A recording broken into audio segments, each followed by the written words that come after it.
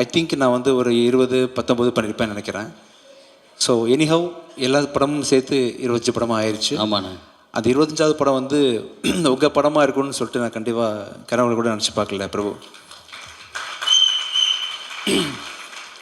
அதான் நிறைய இடங்களில் சொல்லியிருக்கேன், நான் இது மாதிரி உங்கள் கூட ஒர்க் பண்ணுவேன்னு தெரியாமலே எல்லா இடத்துலையும் எனக்கு பிடிச்ச படம் வந்து அருவி அருவின்னு தான் சொல்லியிருக்கேன்.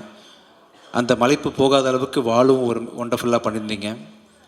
ஒரு நாள் நான் வீட்டில் இருக்கும்போது ஒரு மெசேஜ் வந்துச்சு. ஆக்சுவலாக அருண் பிரபு கிட்டேருந்து உங்களை பார்க்கணும் சார், உங்க கூட படம் பண்ணணும்னு சொல்லிட்டு. சத்தியமாக நம்பவே இல்லை பிரபு, நீங்கள் எனக்கு தான் மெசேஜ் பண்ணீங்கன்னு.